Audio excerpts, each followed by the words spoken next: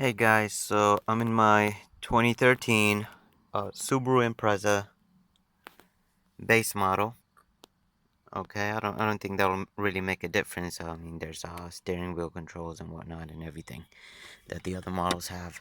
Um, so the issue that I read many people have with the Imprezas or like some other Subarus like the Crosstrek is that the clock spring on these cars, the clock spring, or which is also called what is it called? The roll connector.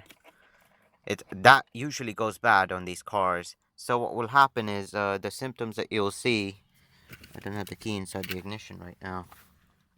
Um, Anyways, what will happen is when you're if your steering wheel straight, this is the ground. I'll tell you about that in a second.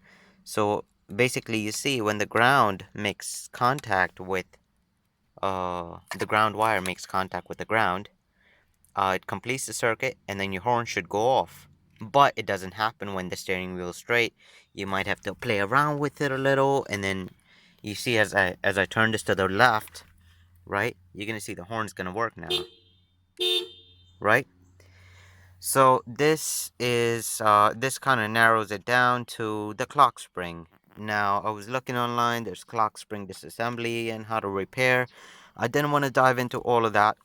I just wanted a simple fix. At this point, I don't mind if I had to sacrifice my horn button on the steering wheel.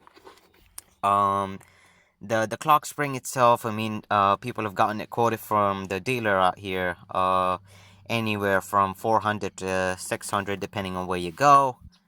And so, anyways, I'll just basically, because I couldn't find a single video on this.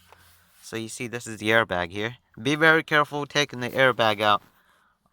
You want to disconnect the battery, and I guess you want to let it sit for a certain period of time, which I didn't do it, but read up on how to take apart the airbag. I'm not gonna tell you much about that, but be very very careful. This is a dangerous thing you're working with here.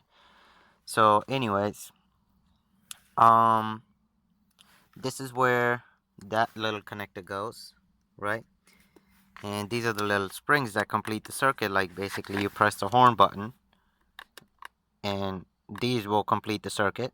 And once the circuit's completed, which is gonna be here where they make contact, the horn goes off, right? Now, what I'm gonna do here to cut it short, I don't want to make the video too long. What I'm gonna do here, what I was able to do is I was able to locate the horn wire. This wire going into the clock spring, but there's a break in the clock spring somewhere. So what I want to do is I want to trace it on the other side of the harness. Right, so I was able to trace that, and I'll show you how I traced it. So this is here.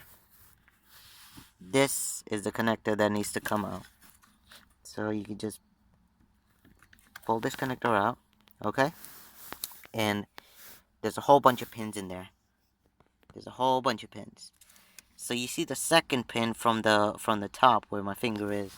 I'm gonna use the multimeter to point it out. Maybe you can see it better.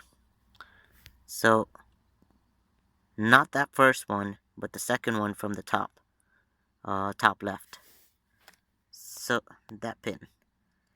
So I checked the continuity from this pin to this guy, right? And so I found out that there's continuity.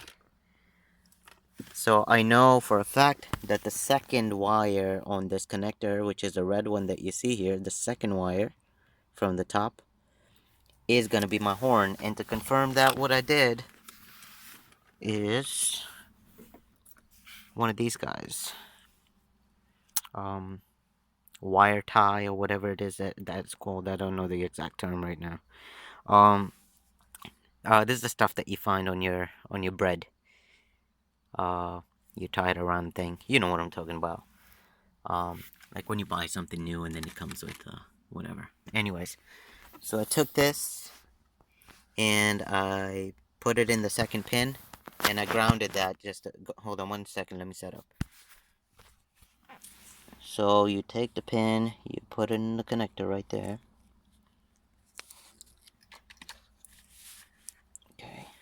That should work. Alright. So here you go.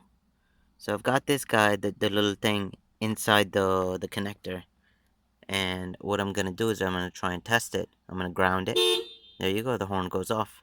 So that's the wire I'm gonna cut into, and I'm gonna put a button switch or whatever, the horn button. I was thinking about ordering one online, but I'm just thinking I'll just go to a local hardware store and pick one up. Yeah, and then so that's the wire you want to cut into. I'll probably make another video. Yeah, that red wire is the one that I'm gonna cut, and I'll probably have a button out here or somewhere. Try and hide it somewhere. Uh, yeah. So pretty much that's what that is, and I guess I'll do another video and I'll put the two videos together to show how to put a horn button instead of changing the entire clock spring. I mean, if you're losing other controls like the radio controls and stuff, then yeah, I would say. And then I don't know how much of a priority this is to you, but these are working fine for me. My airbag light used to come on, but it's been on and off, so I'm not gonna mess with that just yet. And so I'm just gonna leave this clock spring for now, and I'll just put a separate button. And I guess we'll continue the video once I get the part and I connect it. I figured I would make a video now, so in case anybody needs it. So anyways, any questions, drop it in the comments. I'll probably attach the next video.